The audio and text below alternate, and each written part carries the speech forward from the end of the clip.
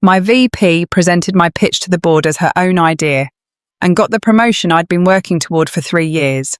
She had no idea what I had already sent. I want to start with the work because the work is the point, not the betrayal that comes later, and it is real and it matters, and I will tell you about it in full. But if I start there, you will understand this as a story about what was done to me, and it is only partly that. It is mostly a story about what I built, and what I built is the part that no one can take away, no matter what they do with the documents. My name is Amara Osei. I am 34 years old, and I am a product strategist, and I worked until everything changed at a fintech company in Toronto called Viridian Financial. Viridian was at the stage that startup people describe as scaling. Past the scrappy early years, not yet a household name somewhere in the specific pressurized territory of a company that has proven its concept and is now trying to figure out how big it can actually get. About 200 people. Revenue growing. A board that had started asking harder questions about the next phase of growth. I had been there for 3 years. I had joined as a senior product analyst, which is the kind of title that accurately describes the work you analyze, you assess, you build frameworks for thinking about products and markets without fully conveying the scope of it. At Viridian, a senior product analyst with 3 years in the company and a strong internal reputation was someone whose work shaped decisions at the VP level. Not because the title said so, because the work was good enough to earn that influence, which is the way influence is supposed to work and sometimes actually does.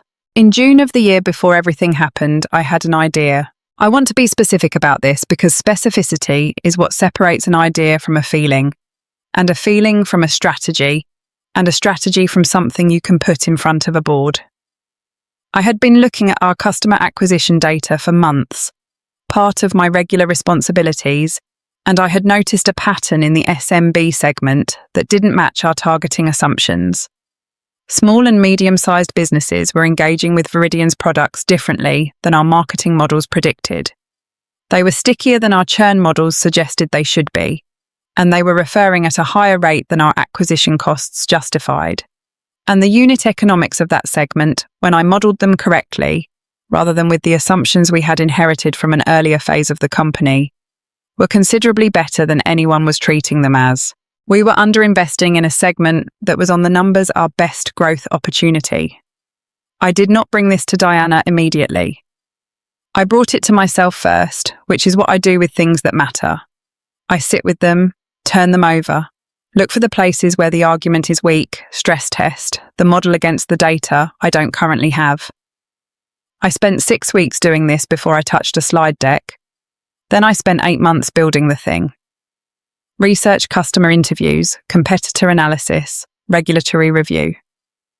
I contacted SMB owners directly through LinkedIn and through a Toronto Business Association where I volunteered, and I asked them about their financial product needs with the specific careful attention of someone who is trying to understand a market rather than confirm a thesis. I learned things that changed my model, and I changed the model to reflect what I had learned, which is how good research is supposed to work. Financial modelling 3 weeks, my personal laptop evenings and weekends. Not because I was hiding it, because the model wasn't ready for the company's systems yet. It was still mine, still being tested, still in the stage where a good idea and a bad methodology are indistinguishable from the outside. The pitch deck drafted and revised again over the final 2 months. 43 slides. An executive summary. A 3-year financial projection with assumptions documented at every step, so anyone with a finance background could follow the reasoning and test it independently. On the 14th of January, I sent a draft to my brother Kofi. Subject line, "Read this for me." He called me the next day. He said, "Amara, this is really good." He was the first person who had seen it. He was not the last. Diana Marsh had been at Viridian for 8 years, which in startup time is a geological era. She had joined when the company was 30 people and a product that mostly worked, and she had grown with it from senior strategist to director, To VP, the trajectory of someone who understood both the work and the politics of a growing organization, and had navigated both with the specific competence that produces long-term survival in environments where many people don't last 18 months. She was 47 years old, originally from Winnipeg, and she had the quality that I had found when I first met her genuinely impressive, the ability to synthesize complex information quickly and communicate it simply without losing the complexity in the process. She had invited me onto her team 2 years before any of this happened. The invitation had come at a moment when I was considering leaving Viridian, not because anything was wrong, but because I had been offered a role at a larger company that would have represented a significant title and compensation upgrade. Diana had sat across from me in a coffee shop on King Street on a Tuesday morning and had made a case for staying that was not about loyalty or company potential or any of the standard retention arguments. She had made it about work.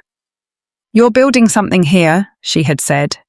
"The understanding you have of this company's data and this market's dynamics that's not transferable in the way a title is transferable. If you leave now, you start over. If you stay, you're in a position in 18 months that doesn't exist at the company that's offering you the title." I had stayed. She had been right about most of it. In the 2 years that followed, she had been what I understood a good mentor to be available. Direct, willing to share the institutional knowledge that turns competent people into effective ones. She told me which executives were worth impressing and which ones were performative. She explained how the board functioned and what Patrick Lamb actually cared about versus what he said he cared about. She reviewed my work with the specific quality of someone who is making it better rather than making it hers, pointing to weak arguments and asking the questions the board would ask, so I could answer them before I was in the room. I trusted her. I want to say this plainly because it is the true thing and the important thing. I trusted Diana Marsh with my work because she had earned that trust over 2 years of being a good mentor. The trust was not naivety. It was the appropriate response to the available evidence. In early February, 8 months into the project, I sent her the draft pitch. Subject: SMB Strategy Draft for your eyes, feedback, welcome. She read it within 2 hours. She sent a reply that was 3 paragraphs long, thoughtful, identifying 2 specific sections she thought needed strengthening and asking 2 questions about the financial projections that I had not been asked before, and that were, I recognised immediately, good questions. We met the following week to discuss it.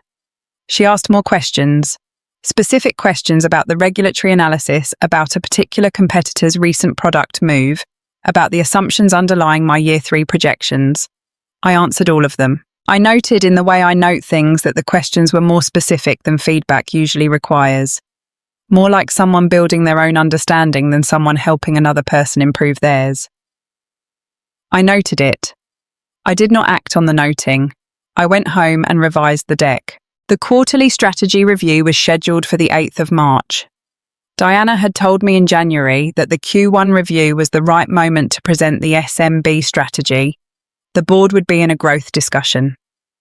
Mindset: there was a natural slot for new strategic proposals, and Patrick Lamb had been signalling to the strategy team that he wanted to see ambitious thinking about the next phase. "Build it properly," she had said. "This is the moment." I had built it properly. On the 28th of February, 8 days before the board meeting, Diana called me into her office. She sat across from me with the expression of someone who has decided to say something and has settled into the decision. "Amara," she said, "I've been thinking about the presentation. I think it would land better if I present it." I looked at her. "The board needs to see strategic proposals coming from VP level or above to take them seriously," she said. "If you walk in there as a senior analyst, the conversation will be about your career development rather than the strategy. I'll make sure your contribution is clearly credited in the room." There was a logic to it that I could follow. The board dynamics she was describing were real. I had observed them myself in the 2 years I had been on her team. The messenger does affect the message in those rooms. She was not wrong about that. She was offering me something that sounded like protection. I agreed. I should not have agreed. I know that now. But I want to be honest about why I did, because the argument was plausible, because she had been right about institutional dynamics before, and because the trust I had built over 2 years made the manipulation possible. Trust that has been earned through genuine investment is harder to see around than cynical flattery. That is what makes what she did what it was. The board meeting was on the 8th of March. I was not in the room. Analysts rarely were for the strategic portion. I found out what happened from Preethi, who heard from someone who had been in the room, who called me on the afternoon of the 9th. The presentation had gone extremely well, apparently. The Marsh framework, Preethi said, reading from a Slack message she had received. That's what they're calling it. Diana is apparently being put forward for CSO. I sat at my desk and I looked at the wall.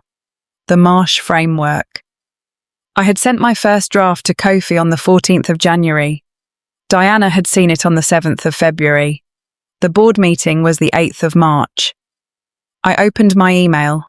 I read the January 14th message, the one where I had written my brother's name in the to field and typed, "Read this for me," and attached a 43-slide deck with my name in the header of every page. I sat with what I knew for 48 hours. Then I started counting the people I had sent it to. I am an organised person. I want to say this not as a boast, but as a relevant fact, because the organisation is what made everything that followed possible. I keep email folders by project and by person. I maintain a working log, a simple document updated at the end of each working day, noting what I worked on, what decisions were made, what was sent to whom. I date stamp my draft files. I save version history. These are not extraordinary practices. They are the habits of someone who has learned that work without documentation is work that can be disputed, and that disputes are better resolved by evidence than by recollection, because recollection is subjective and evidence is not. In the 48 hours after Preethi's call, I sat with my laptop and my email archive, and I reconstructed the timeline. January 14th, draft sent to Kofi.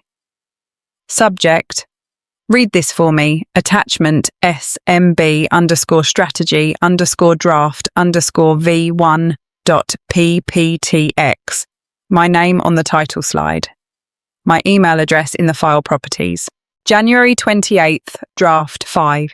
2 sent to Dr. Miriam Osai Bonsu, my former professor at the Rotman School of Management, whose expertise was in financial product design. I had asked her to review the financial model. She had replied with 2 pages of specific feedback that I had incorporated into V3. February 3rd draft, V3, sent to Preethi with a note asking her to review the competitive analysis section, specifically the section on 2 competitors I had identified as direct analogues. Preethi had been tracking those companies for a separate project, and I wanted her read on the accuracy of my characterization. February 7th, draft 5-4 sent to Diana, full deck. Feedback, welcome before I finalise. February 15th, draft V5. Incorporating Diana's feedback and Dr. Osai Bonsu's suggestions, sent to a colleague at another fintech company who had agreed to review the regulatory analysis section in exchange for a similar review of his work on a different project. February 19th, draft V5, sent to James Whitfield. I looked at that last date for a long moment. February 19th, 17 days before the board meeting. 17 days before Diana presented it as her own. I had sent the complete deck, 43 slides, executive summary, 3-year projection, regulatory analysis, competitive landscape, to a member of Viridian's board of directors, 17 days before the meeting, where it was attributed to someone else. The email to Whitfield was not strategic in the sense of being designed to create a paper trail. It was strategic in the sense that I had done my research on the board members before I presented to the board, which is something I do before every significant presentation. Whitfield had spent 20 years in financial services. including a period running a product division at a bank that had specifically focused on the SMB segment. He was the board member most likely to have direct experience with exactly the market I was describing. I wanted his read before I finalised. He had responded on February 21st with 2 questions about regulatory risk that I had then incorporated into a revised version of the regulatory analysis section. He had read my deck. He had engaged with my specific analysis. He had my name at the top of it. And then 17 days later, he had sat in a room and watched Diana Marsh present it. I requested a meeting with Diana on the Monday after Preethi's call. She gave me a slot on Tuesday afternoon in her office, with the ease of someone who is not anticipating the conversation that is coming. Her office had the quality of spaces that have been personalised over a long tenure photographs, plants the specific accumulation of a professional life spent in one place. She sat across her desk and she looked at me with the expression I had seen her use in difficult conversations, warm open the face of someone who is very good at managing the register of a room. I told her what I knew. I told it in the order the evidence showed it. The January draft, the 8 months of work, the deck she had seen in February, the presentation she had given in March. I kept my voice even. I had been told by more than one person in my life that I have a quality of stillness when I am most certain about something that my affect flattens rather than heats. When I am dealing with something serious, and I felt that quality in me as I spoke. She listened with the full, engaged attention of someone who has prepared for a difficult conversation and is performing attentiveness rather than experiencing it. When I finished, she said, "Amara, I hear you, and I want to acknowledge how you're feeling." The first sentence already told me everything I needed to know. What followed was 4 minutes of the most sophisticated reframing I have experienced in a professional context. She said that the strategy had emerged from months of conversations between the two of us, that ideas in collaborative environments are inherently shared, that her role as VP was precisely to synthesize the team's thinking and present it at the appropriate level. She said that credit in companies like Viridian was not individual property, but collective recognition, and that she had spoken positively of my contributions to several people. And then she said the sentence, "Amara, the impact of an idea depends on who presents it. You don't have that platform yet. What I did for you as much as for the company." I looked at her for a moment. I thought about Kofi reading my deck on the 15th of January and calling me the next day. I thought about Dr. Osei Bonsu's 2 pages of feedback on my financial model. I thought about Preethi confirming my competitive analysis. I thought about Whitfield's email arriving on February 21st with 2 specific questions about regulatory risk addressed to Dear Ms. Osei. I thought about all of those people who had read my name at the top of my work before Diana had presented it, without my name anywhere. I said, "Thank you for explaining your thinking." I stood up. I left. I did not tell her what I had, not yet. I filed the formal complaint on Thursday. The HR director was a woman named Caitlin, who had the professional quality of someone who has been trained to receive difficult information without reacting to it. Warm, attentive, careful with her language. She listened to everything asked, clarifying questions at the right moments, and wrote things down with the focused attention of someone who understood that what was being said might matter later. The response arrived 10 days later by email. It was 3 paragraphs. The first acknowledged the complaint. The second described the review process.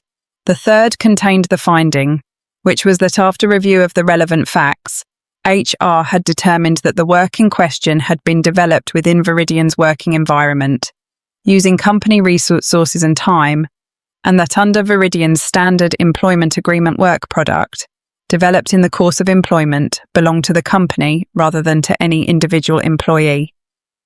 The complaint did not identify a violation of company policy. I read it twice. I had expected something like this, not because I thought it was correct, but because I understood the institutional incentives that produce this kind of response. HR exists in companies like Viridian to protect the company from liability, and the finding that the complaint lacked merit was the response that minimized the company's exposure. It was not honest, but it was rational from the perspective of the institution. What it had missed, what Caitlin had not asked about, and I had not volunteered, was the timeline. The complaint I had filed described the work as having been done in my role at Viridian. What it had not specified was that the earliest version of the work, the first draft, the initial research, the core financial model, had been done on my personal laptop outside working hours before I had formally identified this as a company project in any internal system. The January 14th email to Kofi had been sent at 10:48 p.m. from my personal Gmail on a Sunday. I had not yet opened a project file in Viridian Systems. I had not discussed the project with anyone at the company. I had not submitted a project brief or a research plan or any of the documentation that would have constituted formal identification of this as company work. On the 14th of January, the work was mine. On the 7th of February, I had shared it with a Viridian employee. The distinction mattered, but the HR complaint had not been built to make this argument, and rebuilding it required something I was not ready to do alone. I called Margaret, not to Margaret Tran, a different person, my friend from university who worked in employment law, and I described the situation. She listened and then said, "You need to talk to someone who does IP work in the employment context. That's not me, but I know who it is." She gave me a name. I also that evening called Preethi. She came to my apartment on a Friday evening with wine that she had bought with the specific intentionality of someone who knew the conversation was going to be difficult and had decided that the wine was the right instrument for managing that. We had been colleagues for 2 years and friends cautiously for one of them, the specific hedged friendship of people who work in the same organisation, and have agreed implicitly that the friendship will not compromise the professional relationship in either direction. In the week since the board meeting, the hedge had dropped. She had been the one who had called me. She had been watching what was happening. She poured the wine. She looked at me. "There's something you need to know," she said. "And I've been trying to figure out how to tell you because I don't have proof of it. I just know it." She told me about Lucas Mendez. Lucas had been a product manager at Viridian 3 years ago, before Amara had joined during a period when Preethi was still relatively new, and was paying more attention to the dynamics around her than to the work because the work was still unfamiliar, and the dynamics were how you survived. Lucas had been on Diana's team. He had developed a proposal. Preethi described it in general terms, a customer loyalty program with a specific technical architecture, and had shared it with Diana in the course of normal teamwork. 2 weeks later, Diana had presented a loyalty program proposal to the executive team. Lucas's name was not on it. "What did he do?" I said. "Nothing." Preethi said. "He left. 3 months later, he was gone. He told a couple of people quietly, but no one did anything because..." She stopped. Because Diana was 8 years in and Lucas was 2 years in, and the math wasn't complicated. "Where is he now?" "Vancouver. He's VP, product somewhere. I spoke to him about 6 months ago, ran into him at a conference. He's still angry about it. I think if you called him, he'd talk to you." I wrote down his name. "Preethi," I said. "The February 3rd email, when I sent you the competitive analysis." "I remember it," she said. "Would you be willing to confirm that you received it formally if it came to that?"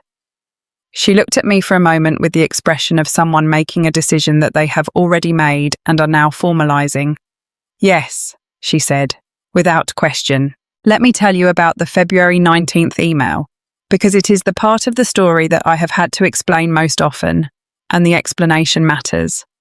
I had not sent it to Whitfield to protect myself. I want to be emphatic about this because the sequence of events I sent the deck to a board member before the board meeting, where it was stolen, and that email later became the evidence that changed everything, makes it look in retrospect like a calculated move. It was not. It was the result of something much simpler.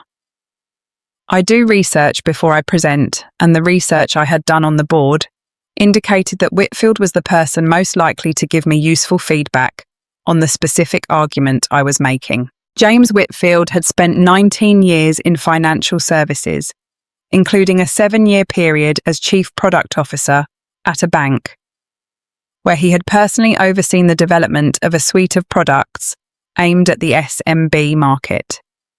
His work in that period was documented in industry publications and in 2 speeches he had given at fintech conferences that I had found on YouTube while doing my background research. He understood the market I was describing at a level that no one inside Viridian had. If there were weaknesses in my argument that someone with real market experience would identify immediately, I wanted to know about them before I was in the room with the board. So I sent him the deck. I introduced myself in the email. My name is Amara Osei. I am a senior product analyst at Viridian, working on a strategic proposal for the board's March review, and I explained that I was seeking input from someone with direct experience in the SMB financial products space. I asked if he had 20 minutes to review the deck and share any initial reactions. He had replied within 2 days. His email was 4 sentences. It told me the deck was interesting. It asked 2 specific questions about regulatory risk that I had not fully addressed. It suggested a resource, a paper published by the Financial Consumer Agency of Canada that was relevant to one of the questions. I had read the paper. I had revised the regulatory section. I had sent a follow-up email to Whitfield thanking him for the feedback and explaining how I had incorporated it. The chain had 3 messages, mine, his, mine. The dates were February 19th, 21st and 23rd. Whitfield had read my deck. He had asked me questions about my analysis. He had read my name at the top of my work and my job title in my signature and my email address in the header. And then 15 days later, he had sat in the boardroom and watched Diana Marsh present it. I did not know what he had made of that. I did not know if he had noticed. I did not know if the connection between the document he had reviewed and the presentation he had witnessed had registered. I was about to find out. I made a list. I sat at my kitchen table on a Saturday morning in late March with my laptop and a notebook, physical, handwritten, because some things are clearer when you write them in your own hand. And I went through my email archive and I listed every person who had received the pitch deck before the board meeting.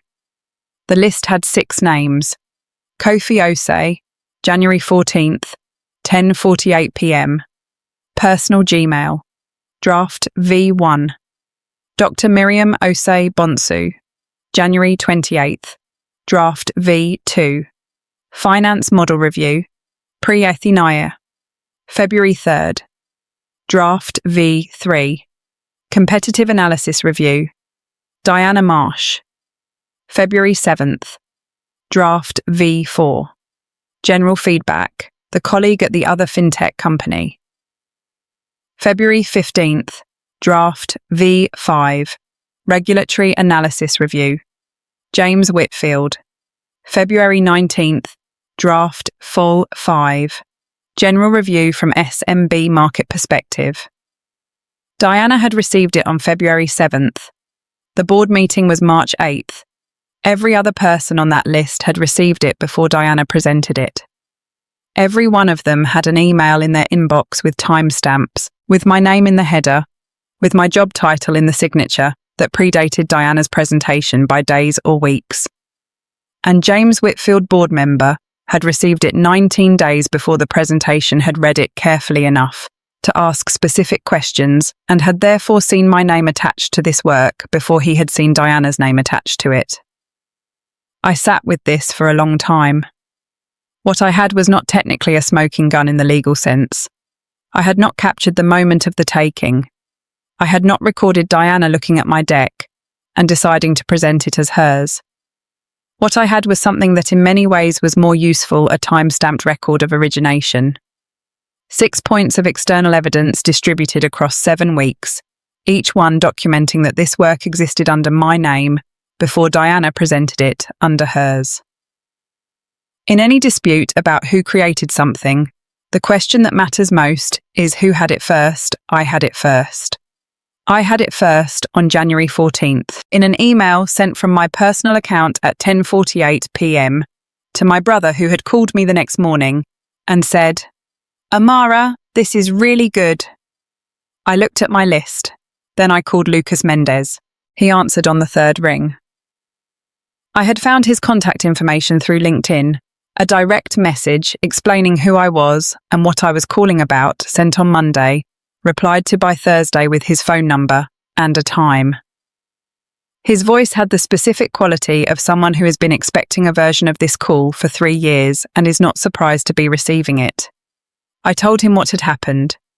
He listened without interrupting, in the way of someone who is hearing a story they already know the shape of and is confirming the details. When I finished, he said, "The regulatory analysis, the financial projections. Did she change anything? Reformatted?" I said, "Reordered some sections. The analysis and the projections are mine." A pause. "She did the same thing to me," he said. "The loyalty program. I had spent 4 months on it. She asked me to walk her through it. She said she wanted to understand it well enough to champion it internally. I thought that meant she was going to advocate for me to present it." He paused. "It meant she was going to present it herself." "Did you have documentation?" I said. "Some. Not as clean as what you're describing." He was quiet for a moment. "I had email. I had drafts, but nothing as specific as sending to a board member before the meeting."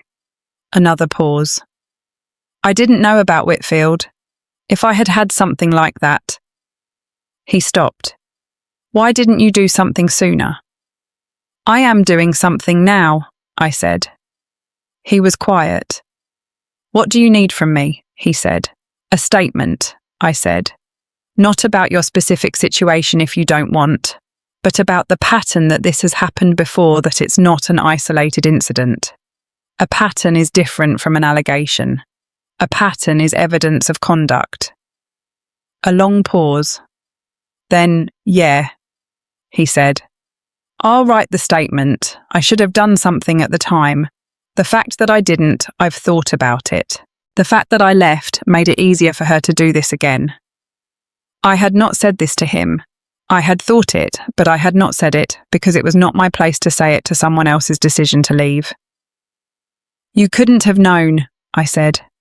"I could have made it harder for her," he said. "That's not nothing." The call came on a Tuesday morning at 9:14. I was at my desk at Veridian, at my regular desk, continuing to do my job, with the specific deliberate normalcy of someone who has understood that continuing to do their job well is both the right thing and the strategically correct thing. I had not been visibly upset. I had not been difficult. I had filed the HR complaint through proper channels, had received the response, had noted it, and had continued working. The number on my phone screen was not one I recognised. The area code was local. "Ms. Osei," the voice said when I answered. "This is James Whitfield. I hope this isn't a bad moment." I stood up from my desk and walked to the stairwell, which was where I went for calls I didn't want overheard. "Not at all," I said. "Thank you for calling. I want to be direct with you," he said. He had the quality of someone for whom directness was a value rather than a style choice, not abrupt, just efficient. "I received your email on February 19th. I reviewed the deck you sent. I responded with some questions on the 21st, which you answered." "Yes," I said. "On March 8th, he said. "I sat in the board meeting and saw a presentation called the Marsh Framework. I recognised it." The stairwell was very quiet. "Not similar to it," he continued. "I recognised it. The structure, the financial projections, the regulatory analysis, including the specific incorporation of the FCAC paper I had mentioned in my email, which was in the version you sent after our exchange, but was not in the version you sent before it." He had noticed the revision. He had seen in the board presentation a piece of analysis that had been added to the deck specifically in response to his feedback. Feedback he had given to me. "I want to understand what happened," he said, "before I do anything with this." I told it in the same order I had told it to Diana, to HR, to Preeti, the timeline, the drafts, the 6 recipients, the confrontation that had produced the impact of an idea depends on who presents it, speech. I told it without performance, without anger, with the specificity of someone who has reviewed the evidence so many times they can narrate it from memory. He listened. He did not speak until I had finished. Then he said, "The HR complaint was filed and rejected. On the grounds that work done during employment belongs to the company," I said. "The argument they didn't engage with is that the first draft was done outside work hours on personal equipment before I had formally identified it as a company project." A pause. "Do you have an employment lawyer involved?" he said. "I have a consultation scheduled," I said. "Good," he said. "I need a week. I'm going to look at some things on my end. I won't share the content of our email exchange without telling you first, but I wanted to be sure you knew that I had it and I remembered it." "I appreciate that," I said. "Ms. Osei," he said. "I've been in this industry for 30 years. I know what good work looks like, and I know when someone is taking credit for it." A pause. "Give me a week." He hung up. I stood in the stairwell for another 30 seconds. Then I went back to my desk and I opened the document I was working on, and I kept working because keeping working was what the situation required, and because the work itself had never stopped being worth doing. The meeting between Whitfield and Patrick Lamb happened the following Wednesday. I was not there. I did not know it was happening until after it had happened, when Whitfield sent me a brief email. "I've spoken with Patrick. He has the email chain. He will be in touch." Patrick Lamb called me at 4:30 on Wednesday afternoon and asked if I could come to his office. I had spoken to Patrick Lamb 3 times in 3 years. He was the kind of CEO who was visible, but not accessible, present at company meetings, available in the general sense of someone who wanted to know what was happening, not available in the sense of having regular relationships with people below the VP level. I had always understood him from observation as a person who cared deeply about results and relatively little about process or hierarchy, except insofar as process and hierarchy produced results. His office was on the top floor. He was standing at the window when I came in, the specific quality of someone thinking and needing to move while thinking. He turned when I entered. He had a printout on his desk. I could see from where I stood that it was an email chain. "Sit down," he said. Not rudely, just efficiently. He sat across from me. He looked at me with the direct assessing quality of someone who has spent 30 years deciding which people to bet on. "James Whitfield showed me an email exchange," he said. "It's dated before our March board meeting. The work in that exchange, the framework, the financial model, the regulatory analysis, matches what was presented at that meeting." "Yes," I said. "Your name is on the emails, your analysis." "Yes." "I read the HR report," he said. "I understand their reasoning. I also understand that their reasoning rests on an assumption about when the work was created that the email timestamps don't support." He looked at me for a moment. "I need to ask you a direct question, and I need a direct answer. Did you develop the foundational work for this strategy outside of work hours on personal equipment, before it was formally a company project?" "Yes," I said. "The first draft was sent to my brother on January 14th at 10:48 p.m. from my personal email account. I have the email. The attachment is the original deck with my name in the header and my personal email in the file properties." He was quiet for a moment.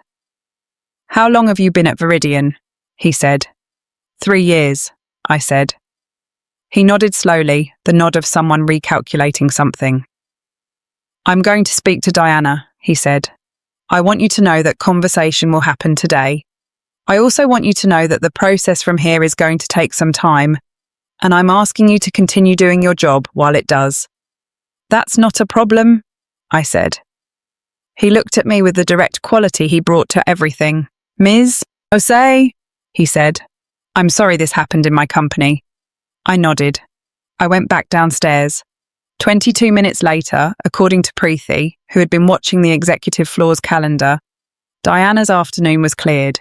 She did not come back from the conversation. That afternoon, her calendar status changed to out of office indefinite. Diana did not return to Viridian after the leave began. The formal separation, the legal and HR documentation of her departure took 3 months. I was not privy to the terms, and I did not ask to be. What I knew was what was visible. Her calendar remained blocked, her email became unresponsive, and then in June the internal directory was updated and her name was gone. The Chief Strategy Officer role was not filled for 12 weeks after the board meeting. In that period, the strategic planning function reported temporarily to Patrick Lamb directly, with the practical consequence that the work that had been attributed to Diana in the board presentation was now being operationalised by the team that had actually built it, which was in functional terms me supported by Preethi and 2 analysts who had come onto the SMB project in the weeks following the board meeting, when the strategy had been greenlit and resources had finally been allocated. In May, Patrick called me in again. The meeting was longer than the previous one, 40 minutes rather than 15. He described what he called a restructuring of the strategy function and said that he was creating a director of strategy role that would sit 1 level below the eventual CSO. He offered it to me. He was direct about the limitations of the offer, which I respected. "I know this isn't everything you're owed," he said. "The work you did was the work of someone who should have the CSO conversation, not the director conversation. I can't give you the CSO right now, partly because I don't think we've rebuilt the trust in the function enough to justify that title, and partly because I want to see you in the room at this level before I make that case to the board." He paused. "What I can give you is accurate attribution, a title that reflects your actual role, and my personal commitment that the next 18 months gives you everything you need to make the CSO case." The Marsh framework was renamed. Internally, it became the Viridian SMB strategy. No one's name on it, just the company's. I had lobbied briefly for my name, had raised it with Margaret's employment lawyer, who had made it part of the settlement conversation, and had ultimately accepted the company name, because Patrick's argument was not entirely wrong. A strategy document named after an individual in a company where the individual was in the middle of a contested attribution would carry its context into every subsequent use, and the strategy deserved to be used on its own terms rather than as a symbol of a dispute. What I received in the settlement, negotiated through the employment lawyer and accepted without litigation, was the director role, a compensation adjustment that reflected the market rate for the contribution. I had made a written acknowledgement in my personnel file of my authorship of the original work and Patrick's direct sponsorship for the CSO pipeline. Not everything I was owed, not nothing. I thought about Lucas Mendez, who had left without any of it, and I understood that what I had was meaningful in a way that required acknowledging rather than diminishing. He came to Toronto for a weekend in July, one of those visits that starts as a casual plan and becomes in the specific way of siblings who live in different cities and don't see each other often enough. A weekend where the real conversations happen alongside the ordinary ones. We were in my kitchen on the Saturday morning, making the kind of slow breakfast that is possible when neither person has anywhere to be. He was making eggs, I was making coffee. The radio was on at the volume where it provides ambient company without demanding attention. He said, "Tell me about the Whitfield email." I had given him the summary. He knew the shape of what had happened, but I had not walked him through the specific details of every piece of it. I told him about February 19th, about finding Whitfield's work on SMB products, about the specific relevance of his experience to the argument I was making about the email I had sent asking for his read. Kofi was quiet for a moment. Then he said, "You didn't send it to protect yourself?" "No," I said. "I sent it because he was the right person to catch the flaws in the regulatory analysis before I walked into the boardroom." He nodded. "And when he came through," he said, "when he called you, it wasn't because of some calculation you'd made. It was because you'd done the work right." I thought about that. "Yes," I said, "essentially." He put the eggs on the plates. He sat down. That's the part I keep thinking about, he said. You could have sent that email strategically, like if you'd been building a paper trail on purpose, Whitfield would have been on the list. But you sent it because you wanted the best feedback on the specific argument you were making. You sent it to the person who knew the most about the exact thing you were arguing. He paused. And that's why it worked. Because it wasn't performance. It was real. I picked up my coffee. Bubba used to say that, I said. He said the way you do the work is the work. He did say that, Kofi said. A lot. Our father had been an engineer, had built things in Kumasi, and then in Toronto had retired 3 years ago to a house in Mississauga, where he grew tomatoes and complained mildly about the weather. He had a set of principles about work that he had transmitted to us, not through instruction but through demonstration, the specific daily practice of doing things properly, not because someone was watching, but because properly was what they deserved to be done. He'd be infuriated about Diana, Kofi said. Deeply. I agreed. He'd also be very pleased about the emails, Kofi said. He would have kept the emails himself, I said. We ate.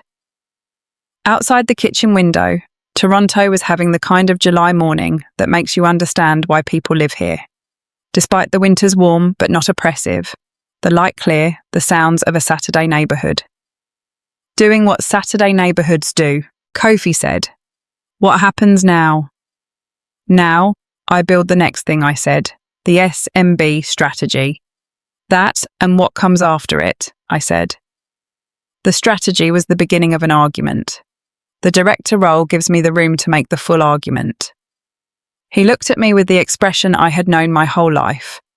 The older brother expression of someone who is proud without needing to perform it, who shows it in attention rather than declaration. Good, he said. I want to tell you what I know now from the other side of everything that happened. The first thing is about the work. 8 months of evenings and weekends and late-night documents, customer interviews and financial models and 43 slides and an executive summary, and a regulatory section that got better because a board member asked me 2 good questions and I found the paper he pointed me to and incorporated it into the analysis. That work exists. It exists in the email Kofi received at 10:48 p.m. on January 14th, and in Dr. O.C. Bonsu's 2 pages of feedback, and in Preethi's review of the competitive section, and in Whitfield's questions and my answers. It exists in the timestamp of every draft in the metadata of every file in the sequence of 6 emails sent to 6 people over 7 weeks, before Diana walked into a boardroom and described it in the first person. Diana could present it. She could put her name on the slides and stand at the front of the room and say I where I would have said I. She could call it a framework and name it after herself and receive the recognition that was supposed to come to me. What she could not do was make it hers. The origination of a piece of work belongs to the person who originated it, and that fact is not changed by who presents it. It is only obscured. What the email chain did was make the obscuring temporary. The origin was always there in the timestamps waiting for someone to look. The second thing is about Diana. She was not wrong that the impact of an idea depends on who presents it. This is true. I have seen it be true throughout my career. Ideas that were good but unheard because they came from the wrong source. Ideas that were ordinary but adopted because they came from the right one. The institutional reality she was describing is real. What she was wrong about was the conclusion she drew from it. Her conclusion was that she had the right to present my idea because she had the platform that would make it heard. She had constructed a justification in which she was doing me a service by taking what was mine, delivering it to a room that needed to hear it in a voice the room would trust. She had, I think, believed this justification to some extent. People who do what Diana did rarely experience themselves as stealing. They experience themselves as redistributing, moving a resource from where it is underutilized to where it can be maximized. The flaw in the justification is simple. She had not asked me. She had not said Amara. I think this idea needs my voice to land. Would you be willing to co-present or to have me present with your name on the materials? She had said, let me present it. She had framed it as a favour. She had not disclosed the personal benefit she intended to extract. And when I had raised it after the board meeting, she had not said, you're right, I should have been clearer about the arrangement. She had said, I did this for you. A person who does something for you names you in the room where the recognition happens. She did not name me. The third thing is about Lucas. He had left 3 years ago without fighting back, and I had understood his decision without judging, had understood the calculation he was describing. The weight of 8 years of institutional trust against his 2, the rational conclusion that the math wasn't in his favour. His departure was the reasonable response to an unreasonable situation. It was also what made it possible for Diana to do it again. I don't say this to assign blame to someone who was a victim. I say it because it is true and because it clarifies something. Silence in these situations does not protect you. It protects the person who wronged you. Lucas's silence had not saved him the experience. It had only removed it from the record where it could have mattered. I had not been silent. I had filed the HR complaint that went nowhere, had spoken to Whitfield when he called, had told my story accurately and in sequence to Patrick Lamb when I was in the room with him. I had not been loud, I had not gone to LinkedIn or the industry press or any of the channels through which noise gets made. I had made the record accurate, and I had let the accurate record do the work. The fourth thing, the last thing, is about the emails. I sent my draft to 6 people before Diana presented it.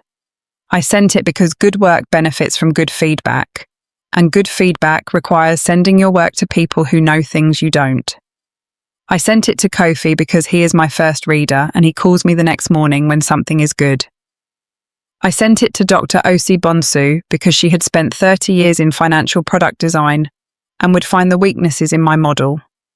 I sent it to Preethi because she knew the competitive landscape better than I did. I sent it to my colleague at the other fintech because the regulatory analysis needed a practitioner's read. I sent it to James Whitfield because he had built exactly the thing I was proposing in a different company at a different time, and he would know whether my argument held. None of those emails were protective measures. They were how I worked, and the way I worked is what saved the work. Diana had said that impact depends on who presents an idea. She was right that platform matters. What she had not understood was that the way I built my ideas in conversation with people who knew more than I did about the specific things I was arguing had created as a byproduct of good practice a distributed record of origination. 6 people in 7 weeks had received something from me with my name on it. One of them happened to be in the room when someone else presented it with a different name. The record was not built to survive what happened to it. It survived because it was built right. I think about what my father said. The way you do the work is the work. And I think he was describing something larger than professional practice. He was describing a relationship between integrity and consequence that is not guaranteed, but is real. That how you approach things has effects that extend beyond the immediate situation, that the habits of accuracy and care and genuine engagement with the hard problems accumulate into something that holds up when it is tested. I am at Viridian still. I am building the thing that comes after the SMB strategy. I am in the room at the level I am at, and I am making the case with the work for the level above it. The name on the strategy document is the company's. The origination is mine in the personnel file in the email timestamps. In the call Kofi made to me on the morning of January 15th, when he had read the draft I had sent him the night before. Amara, this is really good, he had said. It was mine then. It is mine now. It was always mine.